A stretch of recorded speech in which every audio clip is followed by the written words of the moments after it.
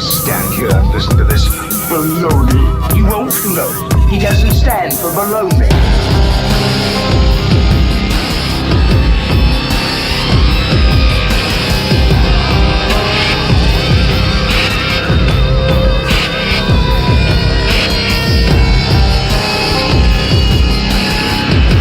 Sounds like a lot of supernatural baloney to me. Supernatural, perhaps.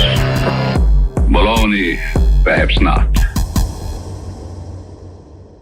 Good evening and welcome. You're tuned into the best in paranormal talk radio. Tonight we present The Devil Made Me Do It. Joining us tonight, a good friend of our program. He is a paranormal investigator, author, writer, researcher. He is the host of our New England Legends podcast. We'll have a link for that on today's show as well. It is our good friend, Jeff Belanger. Welcome to the show, Jeff.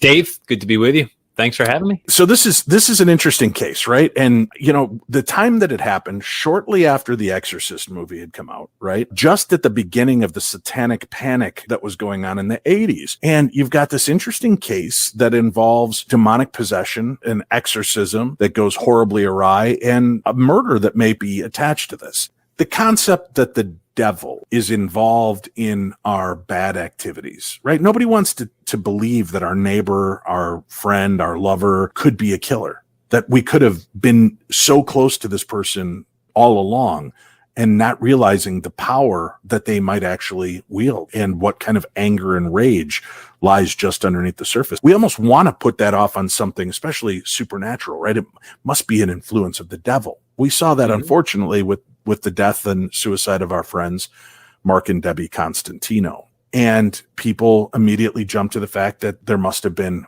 demonic influence, spiritual influence, something that caused this couple to break down the way they did and end in murder-suicide. Knowing what we know from the outset, you and I have been very vocal about the fact that it's probably just two people that were in a very dysfunctional alcoholic relationship, and that's what really took place. But it shows the willingness of people to want to put that somewhere besides on just the human dynamic of who we are.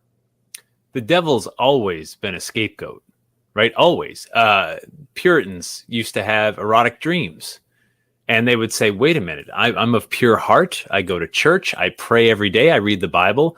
Obviously, this is an incubus or a succubus. This is a demon coming to me in my sleep and trying to tempt me. There's no way that came from within me.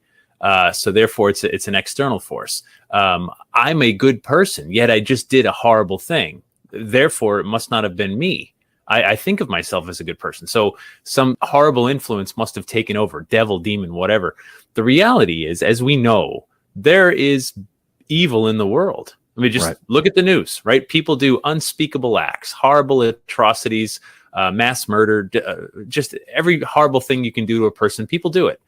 We also know, thankfully, that there's good in the world. We've seen it. We've seen just acts of kindness, from random small acts to just big things and everything in between. And I think all those forces are within all of us.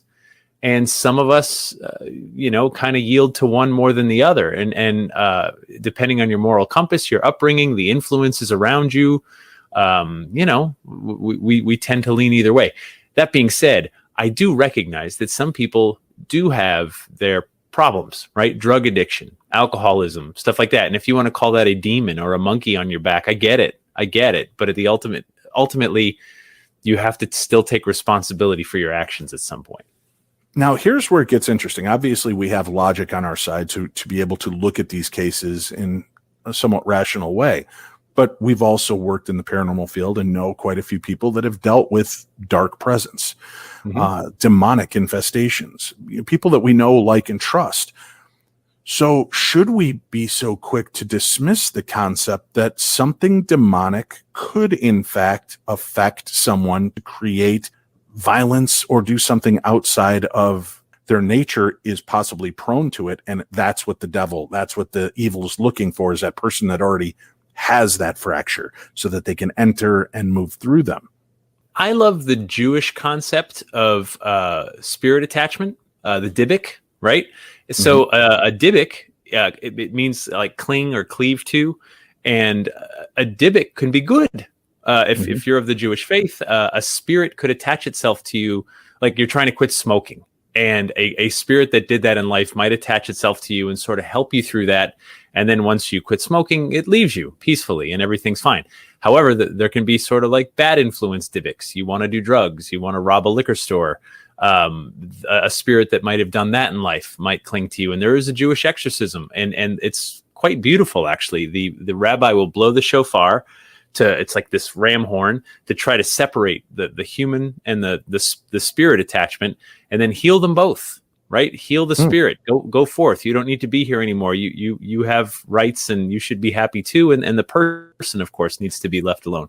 And so I like the idea that like is drawn to like. So yes, while I think dark forces can be let in, you put yourself into a place to allow those dark forces in. And so ultimately, whatever bad thing happens, still, you got to put the blame on the person, not on the demonic force, right? Like, I what's first, the cart or the horse, right? I get it, but I think all of us have a responsibility to be good neighbors, good citizens, and work to keep those forces away so we're not a danger to others. I mean, hopefully not ourselves either, but at the very least, not a danger to others. Now, that's where this case that we're going to talk about tonight gets sticky because, again, we've always been told you have to invite this in. You have to be kind of a willing participant, yet David Glatzel was not a willing participant. And why would he be affected? So we'll discuss that. Now, for those of you that don't know, this case, again, one of the famous cases by Ed and Lorraine Warren. I want to start a little bit with history from you, Jeff. Aside from them just being these legendary figures that many of us only know through the movies and books, I know I was lucky enough to meet Lorraine 2 or 3 occasions and have her on the show 3 or 4 times throughout the years. But you actually grew up knowing the Warrens and working with them, right? So talk to me a little bit about that. Yeah. And in fact, this case, this Conjuring 3 Devil Made Me Do It case is pretty special because to me anyway, it's personal. It started in Newtown, Connecticut, which is where I grew up. So Newtown geographically is on the western side of Connecticut. And it is the town just to the north of Monroe, which is where Ed and Lorraine Warren live, and just south of Brookfield, which is where this exorcism and the case would really take off. So we're talking about 3 towns in a row and not very big towns. So growing up in Newtown in the 80s, the Warrens were like local celebrities. The first time I met them was October, and they were giving a program at the library, just like I do now, like just 20, 30 people, locals, get invited to the library, and the Warrens would share their case files and play audio clips and show a literal slideshow with like a slide projector and talk about some of the stuff they did. And I was just so intrigued because I had friends who claimed their houses were haunted in town. Nothing scary, but just matter of fact. In Newtown, I remember there was a place right on Main Street. There was this, it was a home that was turned into a business. And people would say like, oh, that house is really haunted, like scary haunted. And you'd be like, okay, whatever. And then someone would say, no, the Warrens checked it out. And like, that was the end of it, right? That's the last word. Oh, well, maybe it is then. Fair enough. So that's where I first met them. And as I got older, you'd go see them every fall. You'd go see their Halloween program where they'd share real ghost stories. And then when I started to become a writer in college, I started interviewing them. So I'd go to their house and I'd get to like go through their museum and interview Ed and Lorraine and sit in their kitchen. And so, yeah, I first met them when I was 12 and just, Lorraine went to our church and you'd see them in the grocery stores. And like I said, very much local celebrities, right? Not big mobs, nothing. They are way more famous today than they ever were back then. Getting a chance to sit down with them in their natural environment. There's a lot said about Ed and Lorraine Warren, a lot of conjecture of were they fakes? Were they real? You had a chance to see and be around them. Did they take this as seriously at home? Was it a little bit more glib and light, or were they always kind of in that serious tonality about what they were dealing with? So Lorraine, and because you've met her, Lorraine was like everybody's grandma. And she was like that in the 80s too, even before she got as old. I mean, she lived, 90? 92 when she passed away. Yeah. So when she was like, you expect a woman in her 80s to be grandmotherly, but even, 20 years before that, when she was in her 60s, she called everybody honey, just like, honey, let me tell you, honey. And just, very sweetheart, kind-hearted people, both of them. Ed was very funny. He could be funny and charming, and then he could turn on a dime and get real serious when talking about demons. So at our little library programs, he'd just be like working the audience, like, oh, anybody see a ghost? Yeah, Ghostbusters, sure, right? And just like funny and charming, and then just stop and be like, let's talk about something real, though, something that really happened. And the room would just sort of be like, ooh, you'd kind of get choked up. I sat in their kitchen once interviewing them, and their phone, this is, 1996 maybe, and the phone used to just ring all the time because their phone number was listed. There was really no internet yet. I mean, there was internet, but they didn't have it. I mean, it was, people weren't using it widely, and the phone rang all the time, and Lorraine would just pick it up, and I would hear, that side of the conversation over and over. And it was the same almost every time. Hello? Yes, honey. Yeah, this is Lorraine Warren. Oh, honey, that sounds bad. Oh, honey, is there a Ouija board in the house? Oh, you got to get rid of that, honey. You got to get rid of that right away. Okay. Yeah. All right. Good luck to you. Okay. All right. Bye-bye. And then it would ring again. And that same phone call, like, wow. Is there a Ouija board? Yep. There's a Ouija board. And over and over and again, they would take the call and they would talk to people. It was amazing. I know in talking with Lorraine on our show and meeting her at a few live events, talking to her off stage, she would tell me that they answered the phone day or night because you never knew when something horrific might happen. And I know she took it very seriously in concern for these people that would call in. Do you know that there was a movie about this case in 1983 that was released? I didn't know that. And here's one of the stars of the movie. This is a scene from the movie.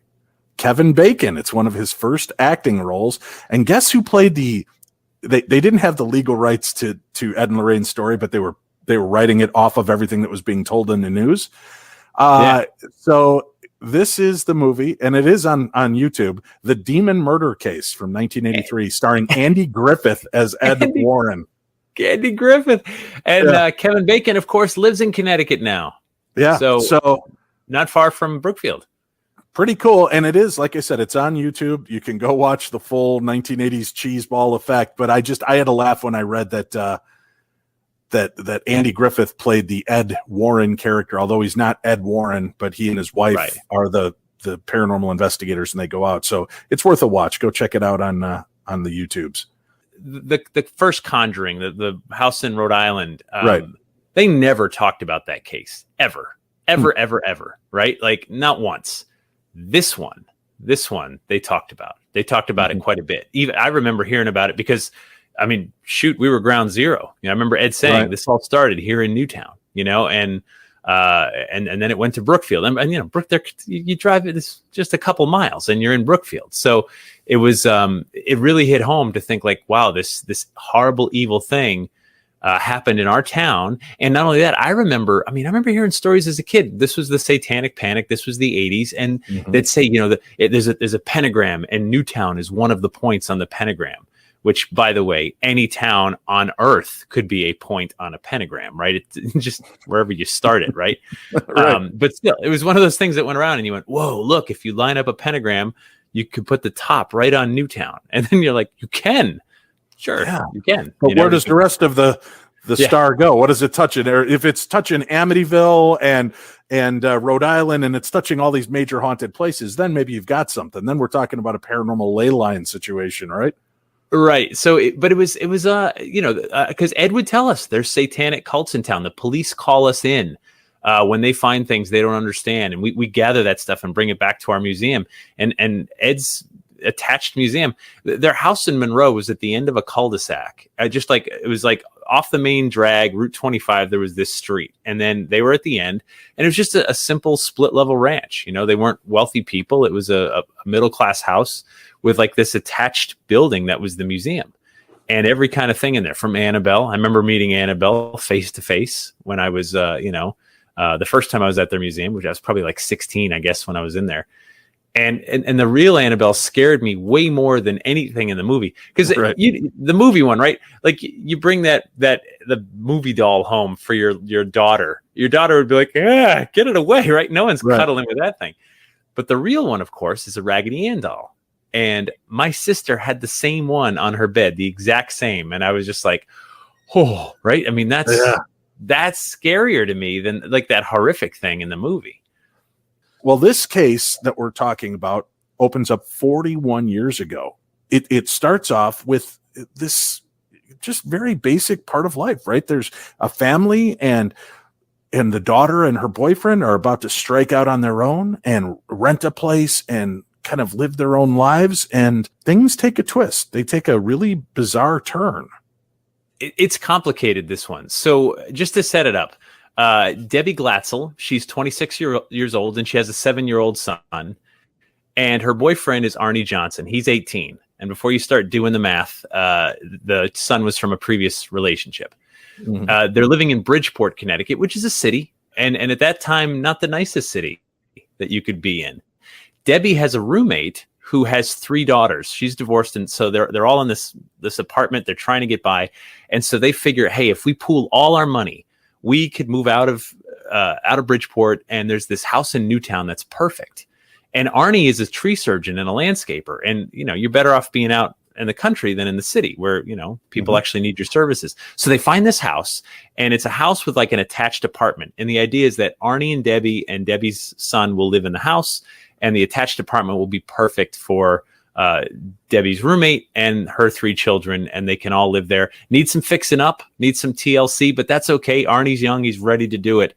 Mm-hmm. And it's July 1st that they arrive at the house in Newtown. And immediately there are problems.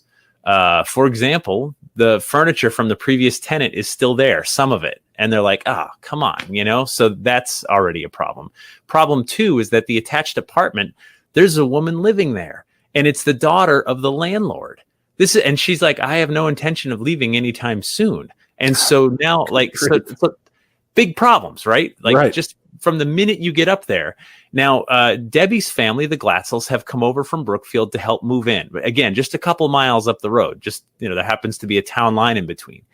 And so Debbie's 3 younger brothers come in, and Debbie's mother walks in, and she's the first one to say, this house doesn't feel right. Never mind the furniture. Never mind that the landlord's kid's still in the attached apartment. This place just doesn't feel right, and she's uncomfortable. And so already, imagine that. Imagine you're ready to by the way, you've pooled every penny you have to pull this off, right? There's no wiggle room financially. So you get there, and it's just problems. But of course, it's about to get a lot worse. Let's dig into that. And then I want to kind of do a comparison to another very famous case that the Warrens also had a hand in. But you get them in there, David Glatzel and Alan, I believe, is the other brother, correct? They come in to help, and things start to occur. What exactly is that timeline? Do you know? I mean, is it that day as they're moving stuff around? Yeah. So it's day 1, and Debbie's putting her brothers to work, as you would on move-in day. Right. So she tells her youngest brother, David, who's 11 years old at the time, go, bring this box back to the master bedroom and sweep up for us. And so David goes back there, and suddenly he's pushed down by an unseen force onto the bed, and he's freaked out. There's no one back there with him. And then he sees this old man, sort of semi-transparent. It's a ghost, clearly to him. And the old man's threatening him, take down your crucifixes at home, take down your St. Michael's prayers and your religious medals. And the kid, David's freaked out, as anyone would be, and pretty much races out of the house and goes and sits under a tree on the front lawn of the house and refuses to go back inside. He's done for the day. That's that. His 2 brothers will go back in that room to carry some boxes as well. And they claim that the door slammed on them, and they couldn't get the door open, and they're screaming and banging. And finally they get the door open, and something's weird. Something is really weird in this house, but it's only those 3 brothers that notice it. And so this is all day 1. Everybody's uncomfortable. And of course, people are angry because wait, this is not what we agreed to, right? The furniture should be gone. That apartment should be available. Debbie's roommate from Bridgeport's getting ready to move up. And now what do we do? And so that first night, it's decided that everybody's going to sleep at the Glatzels' house because this house is in no state to have Debbie and Arnie stay there. So they all go back to Brookfield. And that's when things start to evolve quickly. All still July 1st. And the three brothers are talking. And suddenly the 2 brothers are like, something weird happened in that back bedroom. And then David says, wow, something really weird happened to me. And that's when he goes out to tell the adults. He goes into the kitchen and he says, I got to tell you something. I think there's a ghost in that house. It's haunted. And at first they're like, you're just an over imaginative kid. You're just, whatever. You're tired. It's been a long day. But then David says, and this part freaked me out. So David says, I can see the old man from here in Newtown, miles away, hills and trees and all kinds of things in the way. But he can see the old man, and he says he's angry and he's coming this way.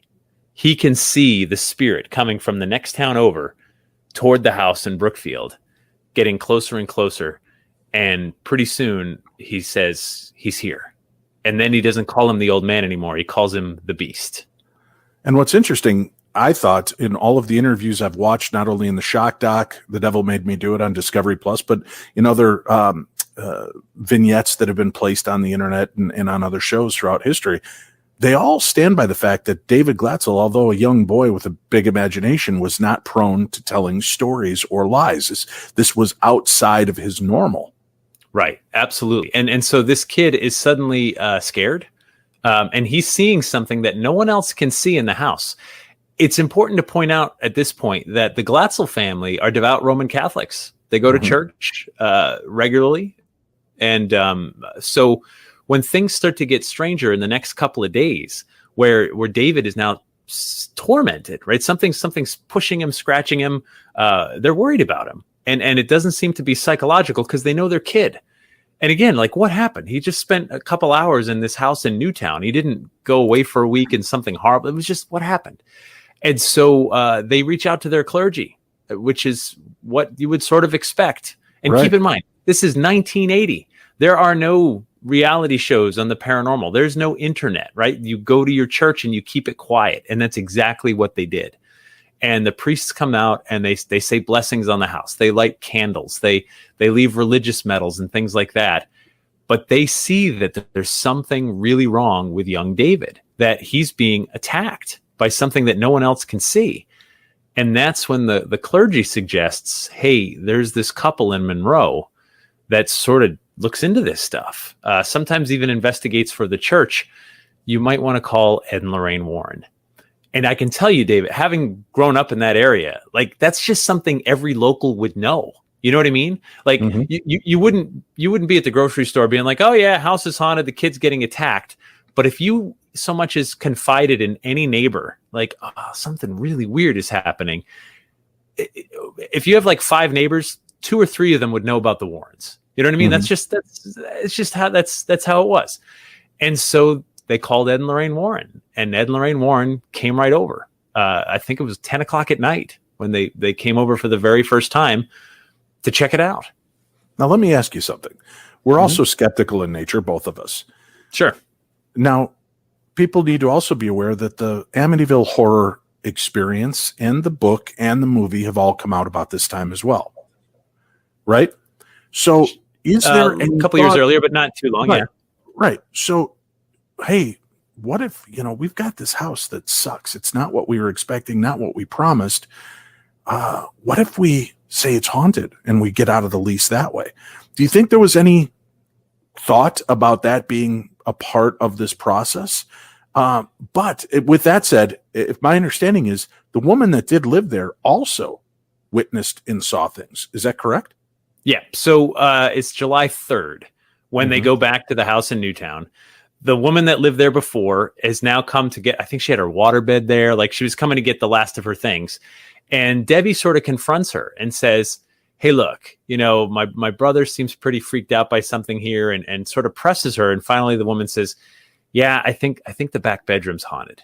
And like, that's about the end of it. And I'm getting out of here. Like, I got my stuff. I'm gone. Good luck. That's the same time Arne Johnson goes down to the basement. And in the basement, there was this weird structure that was built of like plywood, but he couldn't get in it. It was just like this locked up thing. And it makes you uncomfortable when you can't get into something that's been placed there. And he said as he was walking out of the basement, something tapped him on the shoulder, and there was no one else down there. And that sort of freaked him out. July 3rd is when they start arguing with the landlord about, we want out of this lease. The place is haunted, number one. But to me, the bigger issue is that apartment is supposed to be empty, so we have the other person to pay the rent that we can afford, and this is not the deal at all. I would get out of that lease too. I think in this case, you got to rule out they just didn't want the place because of ghosts. Like, they had a super rock solid excuse that no one would argue with. This is not the deal we signed on for, right? We signed on for a house and an apartment, and you're telling us it could be another month or two before that apartment's ready, and that's not going to work. All of this is so convoluted, right? I mean, there's just so many different twists to this that don't make sense with what's going on. Now, did this roommate, do we know anything about the woman that was renting the little apartment? Was she feeling or dealing with anything supernatural? Yeah, we don't know much about her. We know that she was the daughter of the landlord. She sort of had a horse in the race to not, rock the boat too much. Plus, like, she was making problems for her mother. By not getting out of there. Or who knows what they agreed to or didn't agree to. We just know that, when they got there, this person was there, and this house is no longer going to work for really these 5-6 people, right? The roommate, the 3 daughters, Arnie, Debbie, and Debbie's son. So 6 people into this house and apartment. So yeah, I think it's fair to rule out just got cold feet on a lease. They wanted out of Bridgeport. They wanted to live in a house and start their lives. I wonder if Ed and Lorraine ever considered that the woman who stayed behind, the daughter, was she responsible for conjuring these things to get these people out of the place she did not want to leave? So what's interesting is by July 3rd, 4th, 5th in there, like just, 5 days, right, since it started, the story is no longer anything to do with Newtown. Right. Newtown is an afterthought now because the entity has moved to Brookfield, and not even really moved to Brookfield. It's attached to David. It's all about David. That's what seems to be going on. So was the house a conduit, or was the house inconsequential, really? It just was an opportunity. I don't know. This demon, this dark force that looks like a man during the day and a beast at night. Again, the question remains, which is one of the most terrifying elements of the story to me. Like you and I know, a lot of times it's in inviting things in. But David seemed innocent of all of this, yet the force attached itself to him. And now, so people understand there's infestation, which is what this appears to be at first. There's oppression, which is the slowly breaking the people down, and it pressing and pushing, which is kind of what it was doing to David. Well, not kind of, it was definitely doing to David. The hopes is it's trying to break you down to the point where you give it that free reign. And it kept telling David, I want your soul, right? You belong to me. Give it up. Actually, no, I think it said, I want a soul. The assumption was David. But later on, the narrative would sort of get rewritten to like, well, why would you assume it was there for David? David was the way in for sure. And David had huge problems. However, maybe David wasn't the target. Maybe the target was anyone. It was taking whatever it could get. But then, the clergy gets involved, and then Ed and Lorraine get involved. And when the Warrens come over, and I think it was within days of all this beginning, right? Like once the priests come and when the Warrens come, it's in the evening, and they bring with them a medical doctor. If I remember correctly, I think the doctor just stumbled walking up to the front door, just like, tripped over his own feet, no big deal. But then they get inside, they sit down at the table, and David made a comment about the doctor tripping. And that perked Ed Warren up immediately because no one saw it except the Warrens outside. It was just someone stumbling, You weren't there, yet this thing that happened. And so Ed started to test David, and David could see things that were happening in the other room. Well, not David, but the entity within could convey the information, sort of like seeing through walls. And now Ed Warren is kind of giving this thing his full attention. That, all right, I don't think this is fake. I don't think this is imagination. There's something really off with this kid, and now they're involved. And now Ed and Lorraine are dealing with this case as a possible possession case. How scary do you think it has to be for everybody involved that you go to the church, which really should be the authority on this, and you go for help? They come and they see scratch marks and bruises and many different things that are outside of that realm. And the church says, you better call Ed and Lorraine. I mean, that's kind of bizarre to me, right? That the church, who you think would be the ultimate help in this, are like, Go talk to the Warrens, right? And that was Father Dennis, I think, that referred them over to Ed and Lorraine. They all see the welts and bruises, and at one point he said he was being stabbed, and there was a huge mark that appeared like he had been stabbed. Not an incision, but a welt. How does a doctor come in and look at this and not think there's some kind of abuse taking place? Okay, this is where we have to set some context for all of the things you just said. Mm-hmm. Right. So the book that came out, I think it was in 1983, right, about this case, was very much told with Ed and Lorraine Warren as the hero. Mm-hmm. This movie, The Conjuring 3, is Ed and Lorraine Warren as the hero. And Ed would tell you, when the church is scared, they call me. Right. Because that, and I don't think that's necessarily true.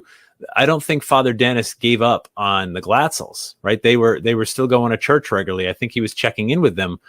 But I think he also understood the more evidence that they could gather, maybe there's more that they could do for the Glatzel family. Because in Catholicism, you don't just knock on the door and ask for an exorcism. Like there's a whole rigmarole. It's there's an investigation, and so the way it works today, this is how it goes. Like if you believed you had a real problem, you would go to your church and you would talk to your priest. And if your priest suspected at all that there might be something to this, the priest informs the diocese, and the diocese has an investigator within the diocese somewhere. You don't know who it is. It's a sort of a secret, but that person gets activated to come investigate.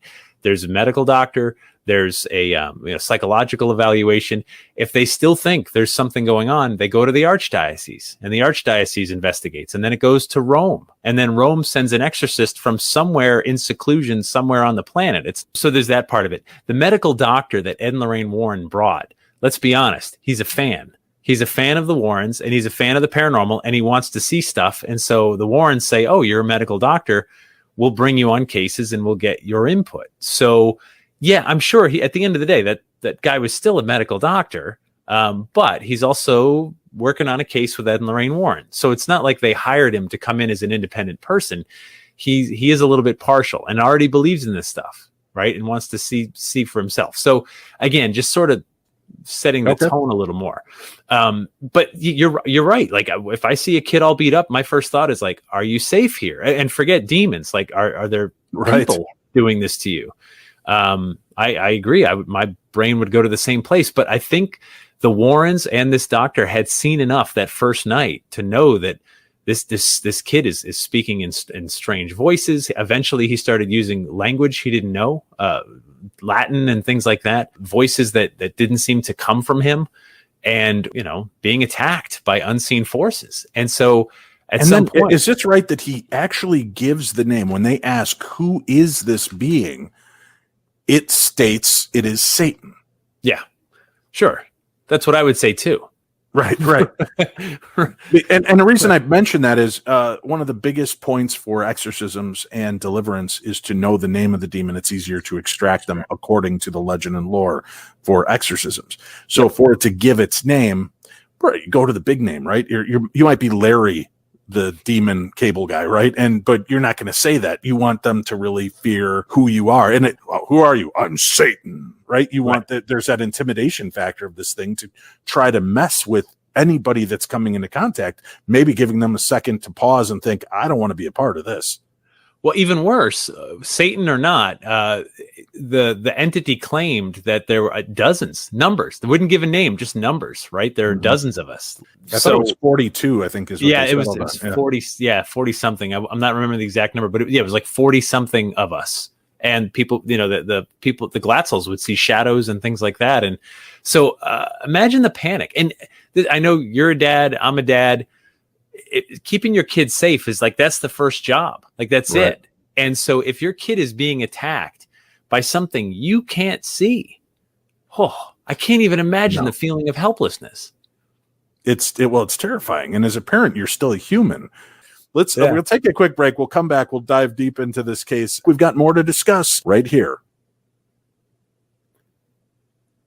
Welcome back to the program. Thank you for tuning in. So we're talking about the possession of David Glatzel. We haven't even gotten to the murder case yet, so I know we need to pick this pace up. But David Glatzel, this young boy, is being tormented. he's dealing with these horrific things, marks on his body. The Warrens come in to try to help. You got to give it to the family. They were recording everything. They would record every time kids started acting strange. So they have all this for Ed and Lorraine to review. And while they're there and helping, Ed is giving tips and hints to the family on what to do in the event that something happens when they're not there. And I've actually got some audio from that, hearing it, and it's very disturbing. I'm going to give you a fair warning on that, folks. So, Jeff, I'm going to play this out real quickly. And this is actual audio from the Conjuring case and the possession of David Glatzel. David, in the name of Jesus, Jesus repels you. Leave this child alone. It's on your forehead. Yes, Never, you are not strong, you're weak. You're weak. Ryan, Jesus loves this boy. This is his child. Wake him up. Lock him up. Do something. He won't get out of it right now, Ma. He told me that you will do nothing now. Well, what do you think he's going to do? Name of the Father and the Son and the Holy Spirit. Amen. You gotta hold him down. He told me to. Hold him on the ground. David, Mom is here. Mom is here. Come on, wake up. Come on. Get up. Come on, let's go. Get out of it. Get out of my son. Get out of my son. Come on. Come on, son. Come on. Get up. Get away from my son. No! I'm your mother. David. Wake up. Get up. Get up, David. He's the Holy One loves you. In the name of the Father and the Son and of the Holy Spirit. Amen. You can't get him up because you're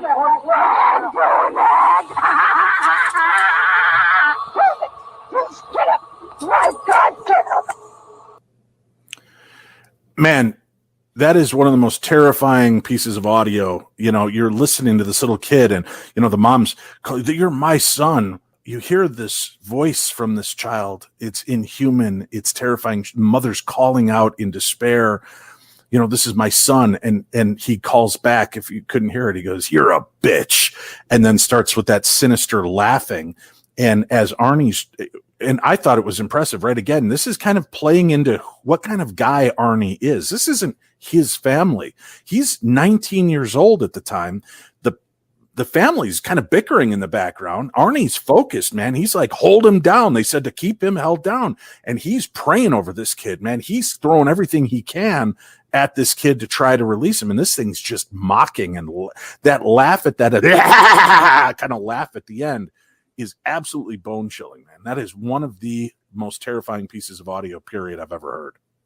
I remember hearing this as a kid. Like the Warrens would play this clip. Like this was a case they talked about, and you heard it, and you're like, "That's here in this, Brookfield and the next town over." Yeah.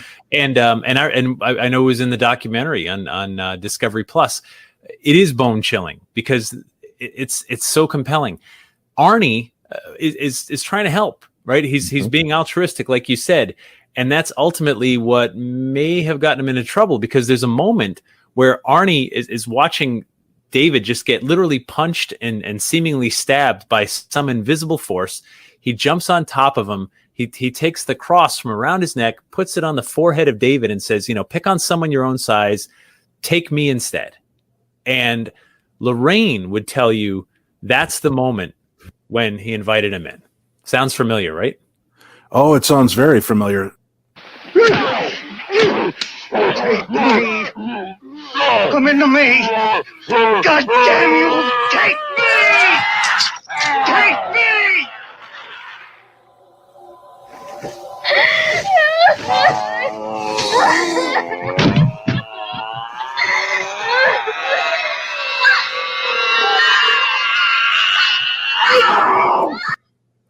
So you've got a page right out of the Exorcist movie, right? Yeah. And you have to wonder, was Arnie influenced by this movie? Did he see that? Is that why he's thinking, I've got to do something to help this kid come into me? And it's so important to mention The Exorcist. The movie came out in 1974, just 6 years earlier. And there's not too many people that did not see that movie. And Arnie would have been 12, 13 at the time, like, yeah, he probably saw that movie and it probably scared the hell out of him. The Exorcist was very much on, even though it came out 6 years ago, it was very much on the mind of the popular culture. So that was just a moment, but no one really thought much of it because nothing changed. David was still being attacked. The torment was still going on. But by September, the Catholic Church had authorized the minor rite of exorcism, not the full blown one. But they did get to go to their local Catholic church, and they went through the minor rite of exorcism. It seemed to help, at least for a little bit, but then it was back. The demon was back. But then on, I forget the exact date. And what's really kind of creepy about this, the demon coming back, right? Ed and Lorraine were not even so sure. They're like, let's wait till midnight and see what happens. And here you've got a kid who claims to have been stabbed by this demon. Mm-hmm. When this thing manifests again and it starts taking over David, he grabs a knife and actually threatens his brother Alan with a knife. And I think these are important foreshadowing for how this story unfolds. But it's pretty chilling. He snatches up this knife and he's threatening to kill his own brother. Again, completely out of context with who this child is. And just a dangerous situation. Let's face it, not only dangerous for David, but now maybe dangerous for other people in the house. And I think that's why the church maybe moved along the exorcism. And anybody involved in exorcism will tell you they're usually not one and done, right? It's not like you get one and it's all set. It's a process, and it can take weeks, months, even years. One other thing, too, that's important to note about this case, Ed Warren had said, you talked about the various stages from oppression to finally full-on possession. He had never seen a case progress this quickly, like that from invitation to oppression to possession can take months or even years for lots of people, and this happened in the span of like days, a couple of weeks to get all the way there. And so Ed Warren had never seen anything like it. The first exorcism didn't seem to work, but then they're going to try one. I forget the exact day, but it was the day Virgin Mary is celebrated in the Catholic Church. Right. That would be the day of the next exorcism. And Lorraine Warren especially thought this would be a significant day and have the best shot of success.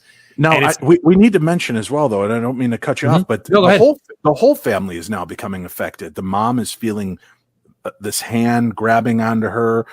She's being touched. There's this black shadowy male figure that they're seeing. Now it's not just David. Now Arne and the mom and the sister are having experiences. This demon starts, and again, you got to give it to his sister because she's taken copious notes and diaries of what's happening every day. This thing is threatening the family, threatening Ed and Lorraine, that if they continue to interfere, he's going to kill them all. And this is when they go back. And now, was this third attempt, was this when the levitation reportedly happened? I think that was the second one. I mean, so yeah, it's just escalating. Everything is just getting worse and worse. It's like nothing anybody had ever seen. And keep in mind, levitation, Jeff. This kid is hovering above the bed and yelling out, "David's not here. I have his soul." That's what the hell? No, I know. I mean, I've never seen it, right? I've heard of levitation. I've never seen it.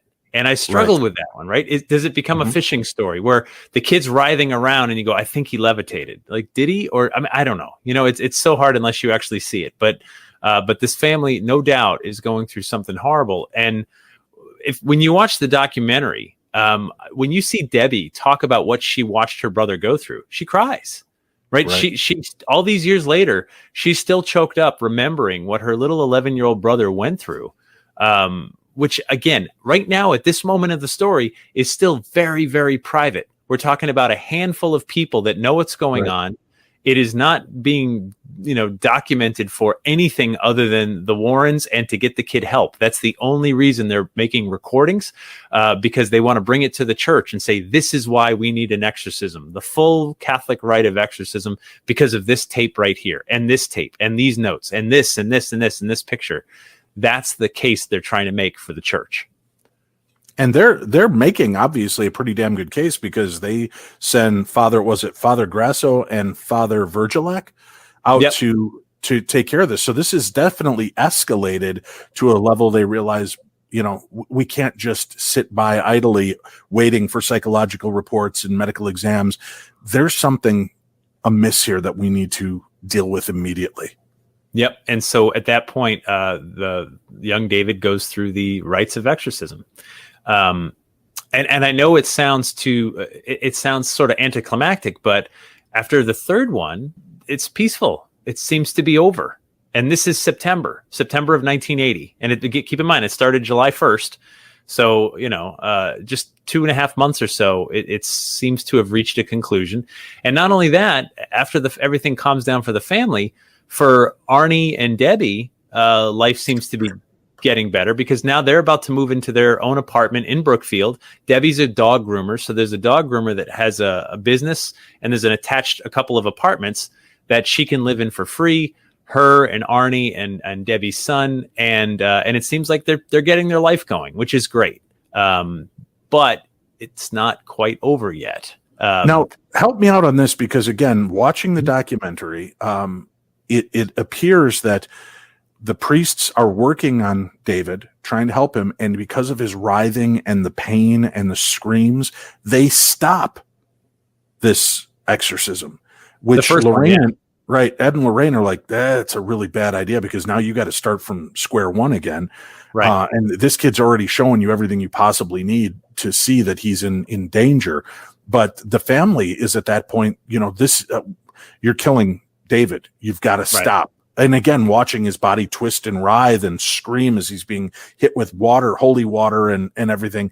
And there is a very real, they've talked about this numerous different movies and documentaries. There is a very real chance that the afflicted could die during these rites of exorcism. And there was an entire movie, The Exorcism of Emily Rose, that talks about that. Yeah, it's brutal. That was the first one, because Lorraine had said it was a mistake to stop the exorcism. Because like you said, you pretty much have to start over. And that's why that first one didn't work, is you stopped short. You didn't, drive the demon out. So that's the process going on. Now, in the second one, is that when Arnie is also involved in saying, take on me, be a part of me, get out of this kid? I believe that happened at the house. Okay. That was one of the moments the kid was getting attacked, and Arnie was just trying to stand up for the poor kid, Right. So yeah, I think that one occurred at the house, but the exorcisms were all at Arnie the church. Opened that door, right? So this affliction is still dealing with the child.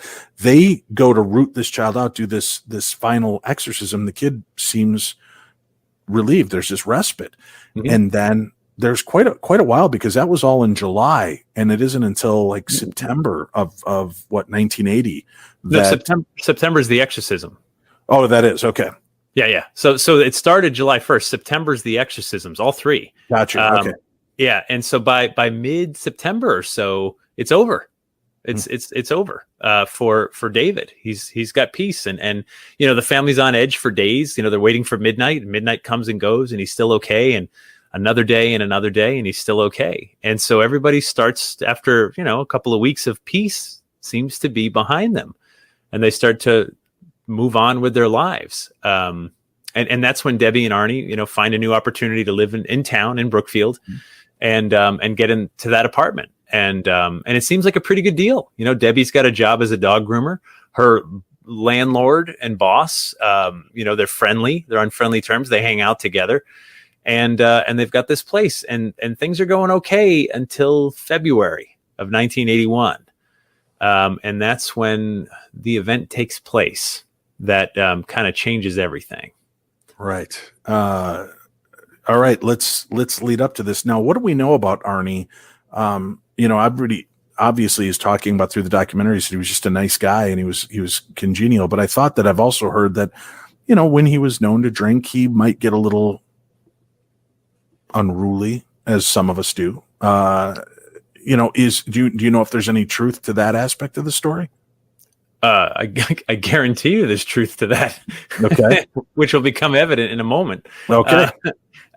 So the other person who liked to drink a lot was the landlord / friend / boss, right? A guy named Alan Bono. And Alan Bono was kind of like this worldly guy. He lived in Australia for a bunch of years, and Just really, an interesting guy, but likes to drink. And so, notorious for like, hey, let's just get some drinks and just keep drinking. And that was not an uncommon thing for them to just kind of hang out and whatever. But it was February 16th, 1981, when Arne woke up that day sick, and he'd never missed a day of work. But he didn't feel good. He didn't feel good at all. And so he actually called in sick, which was highly unusual. But after sleeping for a few hours that morning, he sort of felt better, and he gets up and he goes downstairs to the dog grooming place. And Alan says, hey, let's the three of us go to lunch. Let's go out to lunch and get some food. And so they go, and they start drinking wine at lunch on the 16th.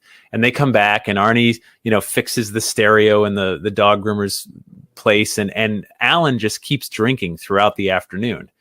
And by the late afternoon, he's like, hey, let's not stop the party. Let's go up to your apartment and we'll get some pizza and we'll just keep drinking. And Debbie knows, because this has happened before. She's like, no, Alan, let's go to your apartment to continue the party, because, right. then they have the ability to leave, not kick out their boss. Right. Her boss. So they go up to Alan's apartment, and the drinking continues. They get some pizzas. They're getting a little bit belligerent. Everybody's pretty drunk, and Debbie wants to leave. Alan's like, no, stay. And I think he tries to grab her. And that's when Arne sort of snaps a little bit and gets, no, we're out of here. We're leaving, and pulls Debbie out of the apartment, and they start to walk out, and Alan chases them. And then that's when Debbie says something completely changed in Arne. His face changed, his facial expressions. He was not there. He was not himself.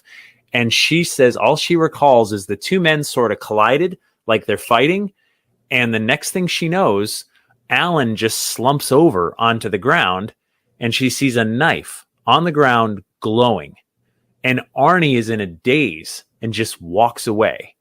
And she didn't know where the knife came from. She didn't know anything. But suddenly this guy slumped over. They call the ambulance, call the police. He's rushed to Danbury Hospital, and Arne just wandered off into the night. A couple hours later, Alan will die from being stabbed multiple times, and he's gone.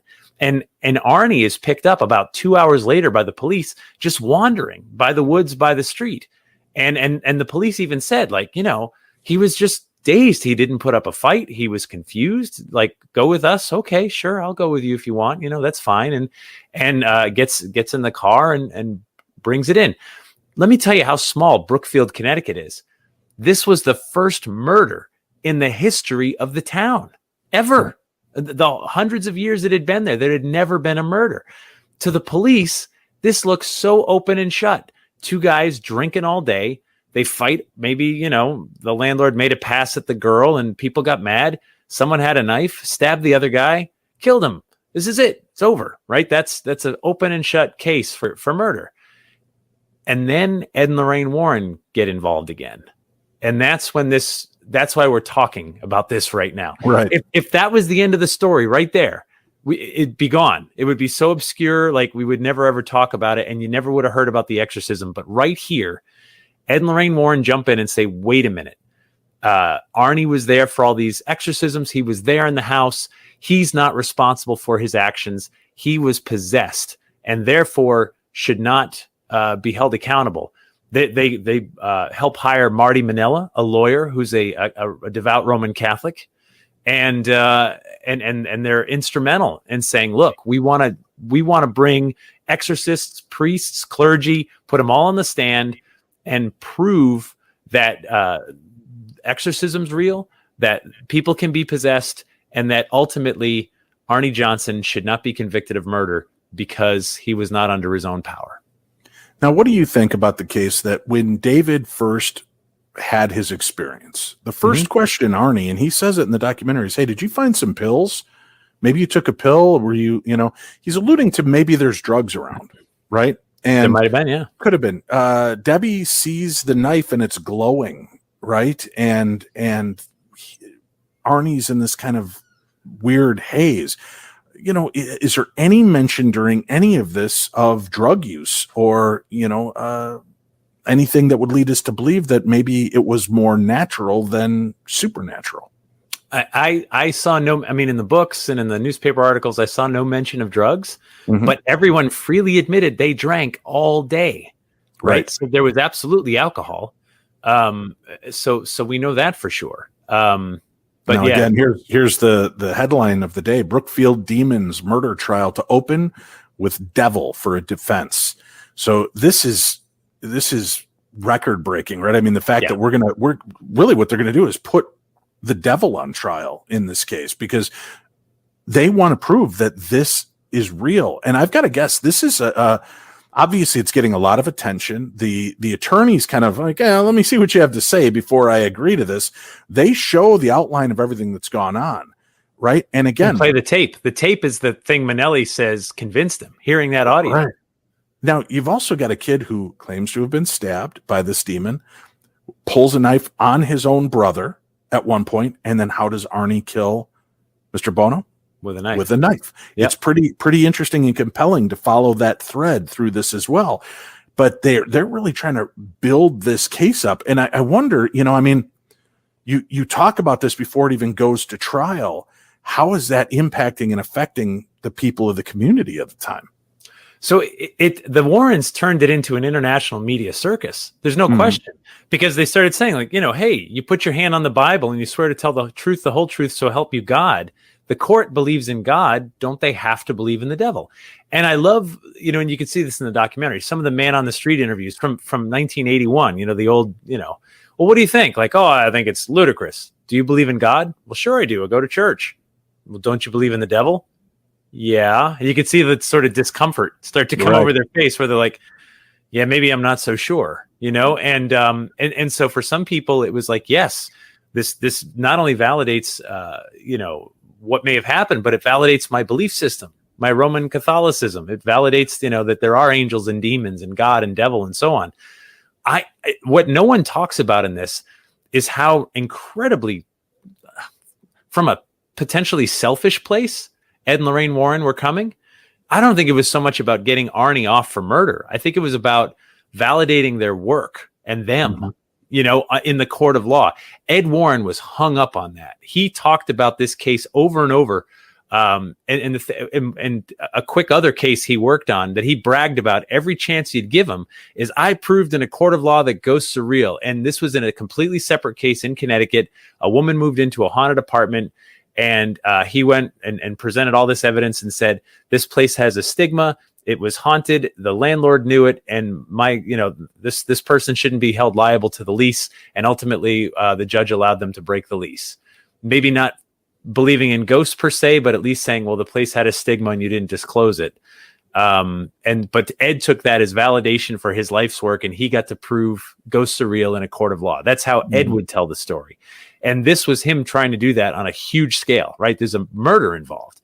And so I don't know how much he cared about Arne Johnson or not. But I think for him, it was more of an opportunity to grab the spotlight, to be in the spotlight, to be in the media and validate everything.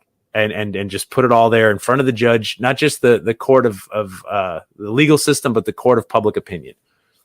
Now, I know a lot of people had asked me prior to this program tonight, did Ed truly suffer a heart attack as portrayed in the movie The Conjuring during this case? Was there any kind of medical condition he dealt with? I thought that was years and years later. That's what I thought as well. But in the movie, no, I don't think so. Yeah, he suffered a stroke, and I think in 2005, early part of 2006.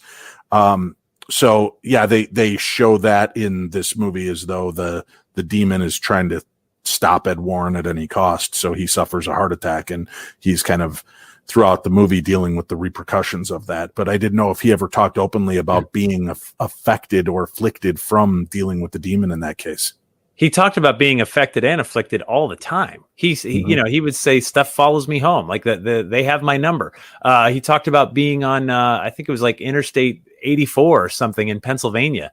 And he said, a demon attacked his car and they drove off the road. Like he blamed it on a demon, like all the time, not for this case in particular, but just in general.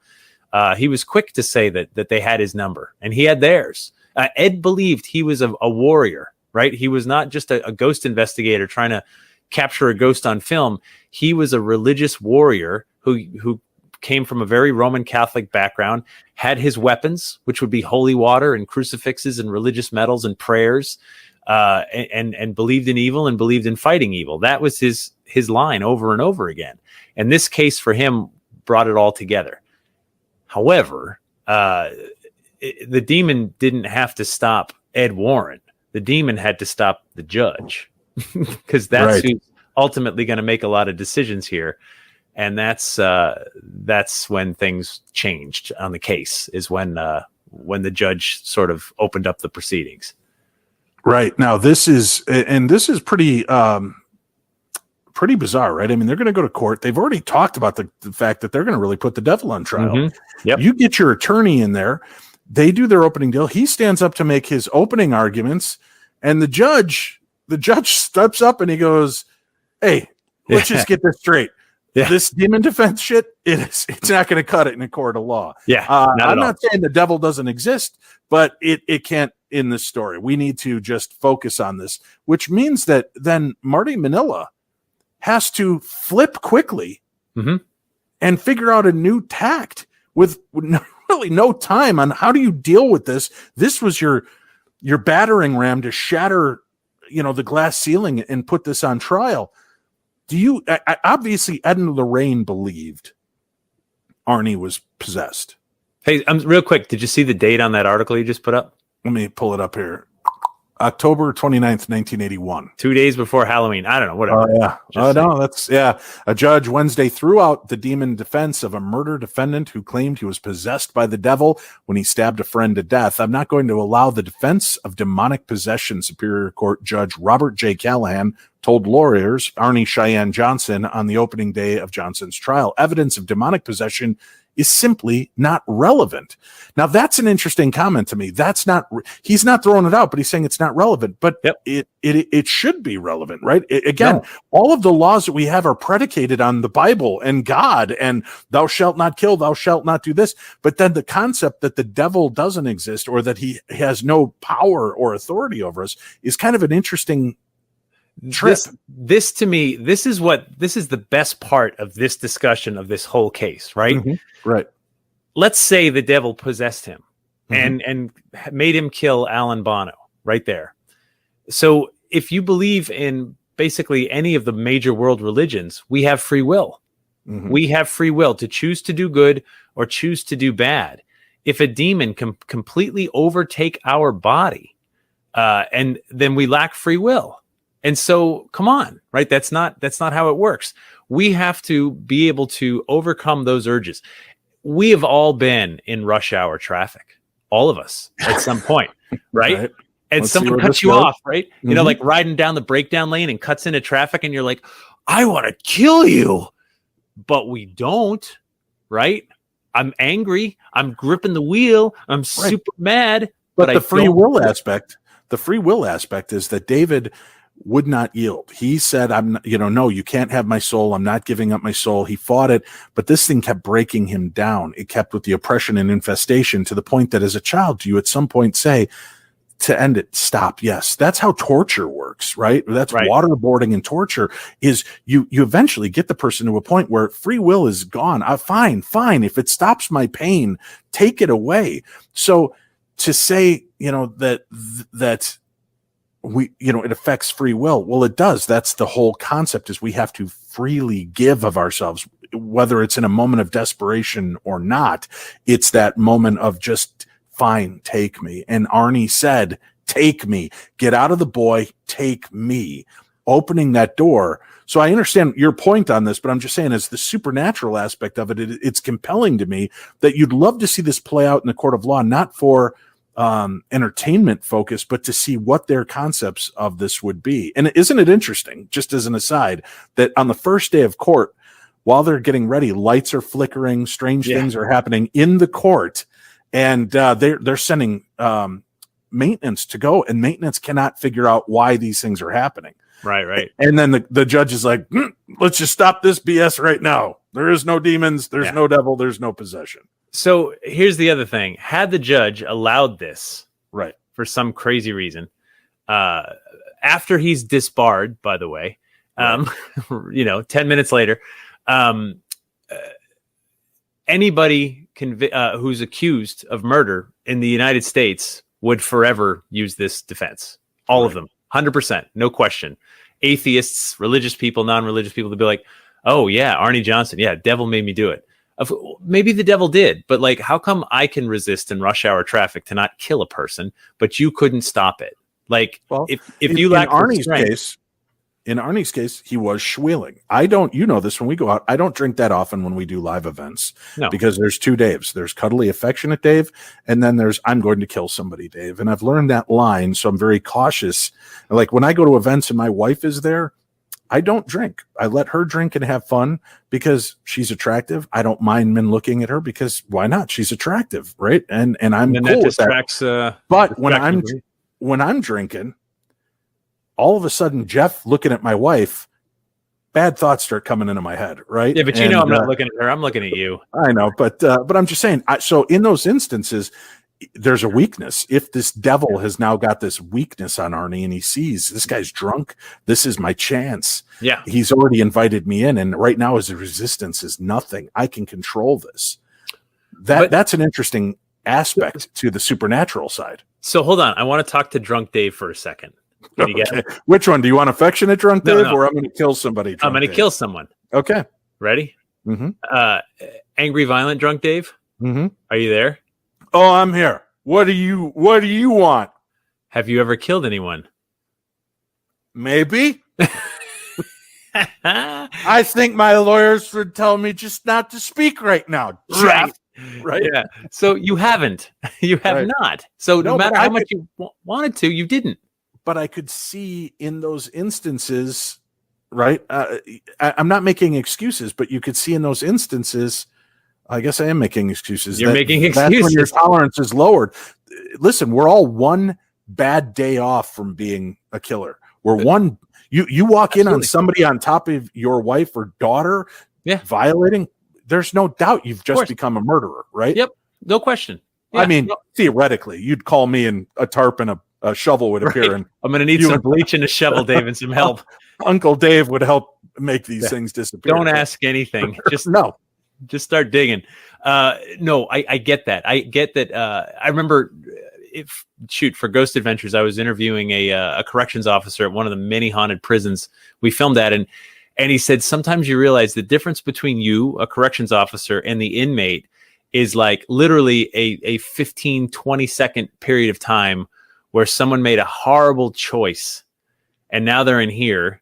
And in other circumstances, like you guys would be fishing buddies. You know what I mean? Right. That's some people. He's like, some people I think were just born evil and they're going to do evil. And the best we can do is just lock them up and keep them away from people to keep everybody safe. But a lot of people just made a horrible choice. Maybe that choice was to drink that much and get yourself into a place where murder was an option.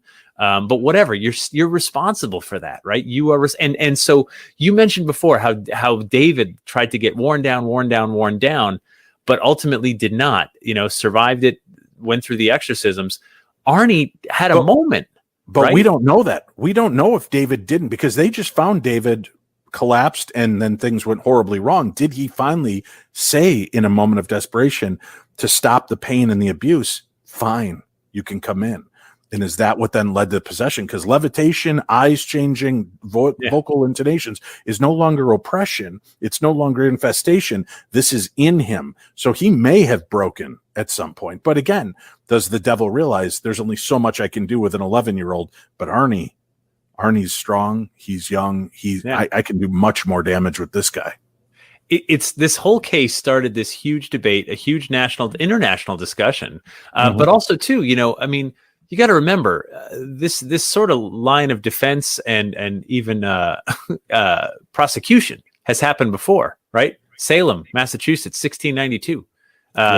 Spectral evidence that Salem in 1692 changed the world because spectral evidence was no longer allowed in the courts. And keep in mind, we were England, so that was on both sides of the ocean. Like no more spectral evidence. It's got to be hard facts, not someone saying, I see a shadowy figure whispering in her ear or whatever.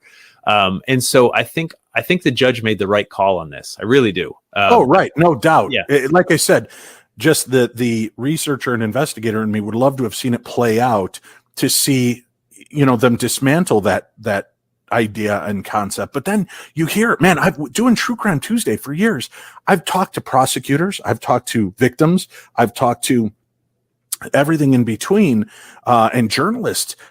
At the beginning of the Bundy tapes on Netflix, in the opening intro, they talk about, and then his eyes went black. And we actually have audio from one of the authors who did a book about him, talking about the fact that at one point when they uncovered the little girl's body and they bring it up in court, they said everybody could physically see Bundy's face contort and change, and this inhuman scent of sulfur emitted from him. So, it's real easy to say, oh, this isn't possible. And we all want that to be the case because we don't want to believe anybody as awful as Ted Bundy could exist. But there are multiple cases where behind the scenes, the attorneys will talk, and they're in books. And sometimes it's just one sentence in the book that talks about the fact that there was something more at play in this human than just being a bad guy. I believe there was something inherently evil, or I saw this, or I saw that, which leads you to believe there's something much darker about that person than just you and I getting drunk and being pissed off, right? Bitch slapping each other in a parking lot. Stop. No, I get it. But you know what? So maybe, by the way, maybe this movie and this documentary and that cat are forcing the discussion that you want, right? That you're asking about, right? So maybe we're having it right now and getting people think. And that's why I love this case, right? So you have to ask questions about free will. And I know we've talked to, you and I have friends who are demonologists or work in this, who will say, well, when you relinquish your free will, like when you invite the demon in, you have given up your free will, and thus, but I'm like, but it's still, okay, free will or not, someone murders someone that I love, devil made you do it. I don't care who made you do it. I want you punished to the fullest extent of the law. No, I agree. I concur 100% with you on that. But you see these things, and it makes you wonder what really is going on out there. The evil in people, and what took place with my friend being murdered and 2 of her children slaughtered. It's hard to believe that that's just humans. That humans are that inherently evil, that there's not something else. I don't think we are inherently evil, but I do think evil's in the world. And I think right. We all have a duty to not just ourselves, but to our friends, our family, our neighbors, strangers across town. I think we have a duty to work at it and keep it away. I can't keep it away from other people. I can keep it away from me. You know what I mean? And I can do my part to try to spread kindness and love and good vibes and stuff like that, and keep the bad stuff out. If we all do it, if we all do our one little part, then things get better. That kind of evil happens when people are in bad, desperate places. So how do we stop that? How do we lift people up? And I think that's there's one question asked in the Bible, right? Am I my brother's keeper? Right? Cain killed Abel. God said, "Where's your brother?" And Cain says, "Am I my brother's keeper?" Arguably, the whole rest of the Bible, the whole rest of the book, is trying to answer that question. Am I my brother's keeper? Am I responsible for others around me? And ultimately, the answer is pretty much well, yeah, if you can help, you help. If you can, yes, please help your brother and everybody around you. And so I think that's our responsibility, and we owe it to our kids to teach them that. We owe it to lead by example and do our best to make it better. Now, it has to show an openness and willingness to accept this, even though you're in this court case. That they've been leading up to the devil is, in charge here, the devil made me do it defense, and then it gets thrown out quickly. But obviously it's still in the minds of jurors and of everybody because of the way this case unfolds, right? Because, he is found not guilty of murder. Correct. I think November 24th, 1981, not guilty of murder, but he is convicted of manslaughter in the first degree. Right. So you've got this case that then tells a different story, and then he is sentenced to 10 to 20 years in prison for this crime. So it has to be playing, and even in the judge's mind, in the back of his mind, he's got to be in a place where he could have really thrown the book and gone for the full letter of the law. But even the judge seems not that he's willing to admit that there's a devil at play here, but it seems like he was willing to bargain. That's one way to look at it, but also two guys drinking all day, getting into a drunken brawl. Like there's got to be some sort of self-defense there, right? You're fighting. So, but yet someone pulled a knife and killed somebody. I mean, if no one ever claimed the devil was involved, would he have gotten the same conviction is my question. Right. And if you looked at other comparable cases where no one claims they were possessed by the devil, just, my gosh, we were drinking since noon. We got in this fight. I had my knife on me. I wasn't even thinking, and I just pushed it into him. And but he punched me, I punched back, and then I stabbed him. Right. Like it's not murder, but it's not quite self-defense either. So ultimately he only served 5 years in jail and was out. And because of good behavior, which also tells you something about who this guy is. Was it that one moment where we can all go good or bad? That one moment in that line, and he cut, and that was it. And that his true nature was to be this good guy. He's out in 5 years. And so whose soul did the devil get? Bono's? Why Bono's? Like, he was a murder victim, right? So, and Arne, we don't know of any exorcisms that Arne went through. So it's just over. The devil got what he wanted. The devil didn't get a soul. I mean, Bono might have been a great guy and gone to heaven. He was murdered. He's a victim. The devil doesn't get that one, right? So what do you think then? Looking at the complete way this rolls out, knowing that there was a possession and an exorcism reported, and this kid is now, I also want to, on the skeptical side, as a kid, I used to be able to do weird voices and blah, blah, blah. And after watching The Exorcist, who didn't, it's a lovely day for an exorcism, right? You just create all these voices. So to say, oh, well, this kid sounds guttural and creepy, although he's acting out of character, he's acting strange, he's doing and seeing things, and there are eyewitnesses that he's levitating, that other people are seeing things. This all leads eventually down the road to Arne possibly being possessed to create this murder. What do you believe? Do you believe that a possession ever took place in this case? Yes, I do. I believe David. I believe David was possessed because the church got involved, and the church does not just give out an exorcism ever. Right. I was raised Catholic. They would not just give it away. They would have investigated and deemed it worthy enough to do that. So I believe that there was something going on, and I believe it mostly because of watching Debbie describe what happened to her brother all these years later. That was this past year she described it, right? Sadly, Debbie Glatzel did pass away in April of recently. This year. Yeah. April of 2021. Just passed away. And so when you see her emotion when describing the torment her brother went through, that family went through something. I have no question.